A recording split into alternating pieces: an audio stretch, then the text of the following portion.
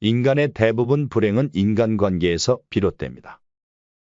살다 보면 사람에게 상처받거나 불공정한 대우를 받는 경험 있으실 겁니다. 또는 억울하게 누명을 쓴 경우도 있겠네요. 그런 상황에서 우리는 어떤 방식으로든 상대에게 복수하고 싶은 욕구를 느끼게 됩니다.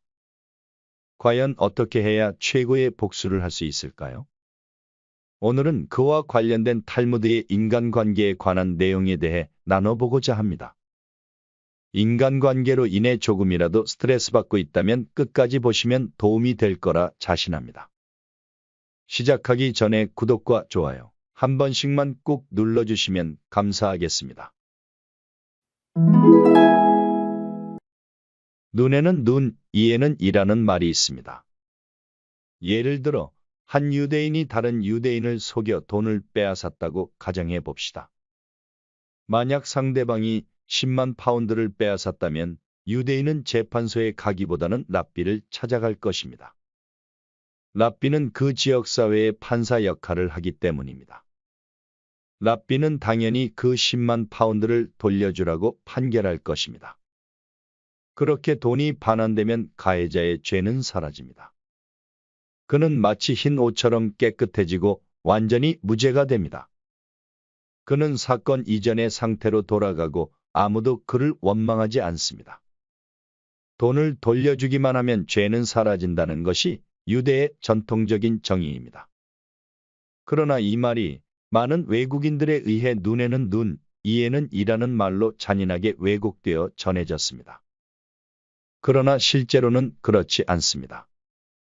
실제로 만약 누군가가 다른 사람의 자동차 헤드라이트를 깨뜨렸다면 그에 상응하는 값을 돌려주어야 하는 것이 유대의 법입니다. 헤드라이트를 깨뜨렸는데 고가의 자동차 한 대를 요구해서는 안 됩니다. 고대 시대에는 이발사가 실수로 고객의 귀를 잘라도 고객이 이발사의 팔을 요구하거나 자기 올리브나무 한 그루가 잘렸다고 상대방의 모든 재산을 압류하려는 경우가 많았습니다. 그래서 이 말은 공정한 보상을 해야 한다는 의미에서 나온 말입니다. 따라서 이 말은 복수를 권장하는 것이 아니라 감정에 휘둘려 복수해서는 안 된다는 경고의 의미를 담고 있습니다. 그럼 복수를 어떻게 해야 하는 것일까요?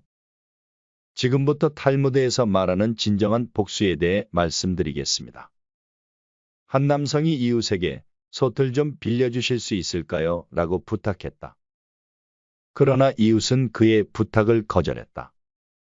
며칠 뒤 그 이웃은 남성에게 말을 좀 빌려주실 수 있을까요? 라고 부탁했다. 그러나 이웃은 당신이 나에게 솥을 빌려주지 않았으니 나도 당신에게 말을 빌려줄 수 없어요. 라고 말하며 그의 부탁을 거절했다. 이것은 복수의 행동이다.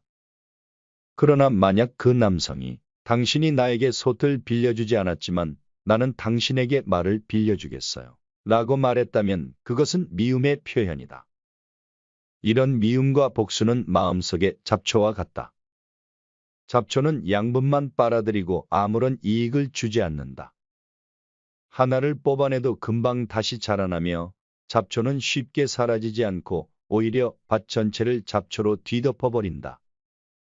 마음의 잡초도 마찬가지로 좋은 마음을 모두 나쁜 마음으로 뒤덮어 버릴 수 있다. 그렇다면 어떻게 해야 마음의 밭에서 잡초를 제거할 수 있을까?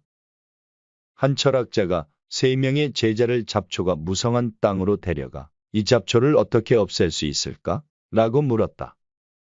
첫 번째 제자는 불로 태워버리겠습니다. 라고 말했다.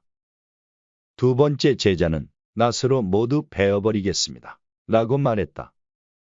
세 번째 제자는 농약을 뿌려 말라 죽게 하겠습니다. 라고 말했다. 철학자는 제자들의 대답을 듣고 각자의 방법대로 잡초를 제거해 보라고 하며 땅을 3부분으로 나눠 주었다. 첫 번째 제자는 불로 잡초를 태워 재로 만들었지만 며칠 후에 다시 잡초가 돋아나 무성하게 자라났다. 두 번째 제자는 열심히 낫질해 잡초를 모두 제거했지만 얼마 후에 다시 잡초가 자라나 밭을 뒤덮었다. 세 번째 제자는 제초제를 뿌려 겉으로 보이는 잡초를 모두 제거했지만 뿌리는 여전히 살아있어서 다시 잡초가 무성하게 밭을 뒤덮었다. 몇 달 후 철학자는 제자들을 다시 잡초밭으로 데려갔다. 그런데 놀랍게도 잡초만 무성했던 그 밭은 이제 푸르른 보리밭으로 변해 있었다. 제자들은 놀라움에 휩싸였다. 철학자는 미소를 지으며 제자들에게 이렇게 말했다. 잡초를 없애는 가장 좋은 방법은 바로 유익한 작물을 심는 것이다. 마음의 밭도 마찬가지다. 이에는 이, 눈에는 눈이라는 방식으로는 또 다른 미움과 복수를 낳을 뿐 제거되지 않는다. 그러므로 우리는 푸르른 보리밭처럼 마음의 평정심을 되찾고 나 자신을 위해 최선을 다해 살아가야 한다. 잘 살아라. 그게 최고의 복수다. 사람의 모든 행동과 감정은 그의 마음에 의해 결정된다.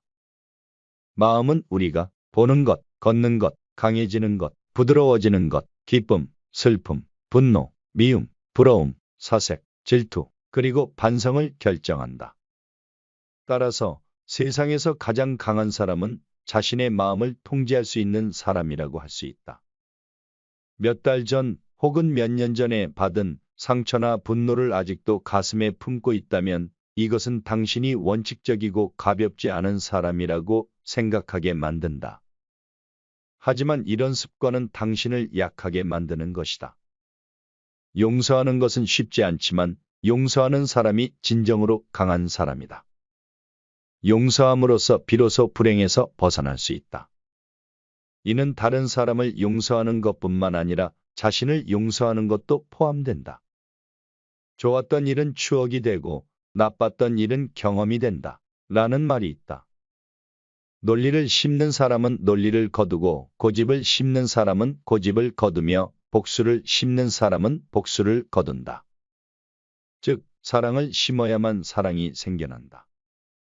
미움과 다툼은 잡초처럼 자연스럽게 생겨나지만 사랑은 심고 가꾸어야만 생겨난다. 미움은 우리가 심지 않아도 자연스럽게 생겨나며 사람들 사이를 분리한다. 반면 사랑은 우리가 심고 가꾸어야만 생겨나며 사람들을 연결한다. 사랑의 열매는 세상에서 가장 아름답다. 사랑을 기대하는 사람들에게 사랑을 베풀고 새로운 희망을 심는 것이 우리 모두의 가장 위대한 사명이다. 그것이 자기 자신을 사랑하는 길이고 그렇게 자신을 성장시키는 것이 진정한 복수에 성공하는 길이다. 또 한 걸음 물러서는 것을 손해라고 생각하지 말아야 한다. 한 걸음 물러서고 나서야 보이는 여유로움이 더욱 아름답고 가치 있음을 잊지 말아야 하는 것이다. 인생을 살아가다 보면 때때로 누군가와 이별하거나 배신을 당하는 경우가 있다. 그럴 때 상대방을 원망하거나 후회에 빠져들면 우리의 신체와 정신 건강이 악화한다. 삶에서 어려운 상황이 발생하면 그것을 오히려 더 멋지게 성장하는 기회로 받아들이는 것이 중요하다. 탈무드 격언을 한마디로 정리해보자면 상대에게 주는 최고의 복수는 내가 잘 사는 것이 되겠습니다. 인생을 살아가며 우리는 다양한 사람들과 만나게 됩니다. 하지만 그 모든 사람과 긍정적인 관계를 유지하기는 어렵습니다. 때로는 이해관계가 충돌하거나 의도치 않게 상대방을 상처 주게 되어 적이 되는 경우도 있습니다. 이런 상황에서 직접적으로 복수하거나 보복하는 행동은 오히려 더 큰 문제를 야기할 수 있습니다. 이럴 때 탈무드의 지혜를 떠올려 보면 복수보다는 자신의 삶을 더욱 성공적으로 만드는 것이 중요하다는 것을 깨닫게 됩니다. 상대방을 압도하는 최고의 방법은 자신의 삶을 더욱 풍요롭고 행복하게 만드는 것입니다. 따라서 우리는 주어진 삶을 최대한 잘 살아가는 것에 집중해야 합니다. 자신의 삶을 당당하게 살아가는 모습을 보여주며 그것이 바로 최고의 복수라는 것을 상대방에게 보여주는 것이 중요합니다. 당신의 주어진 삶의 풍요로운 지혜를 가득 채우도록 앞으로도 현인들의 다양한 말씀을 가지고 찾아뵙겠습니다. 긴 영상 끝까지 시청해 주셔서 감사합니다.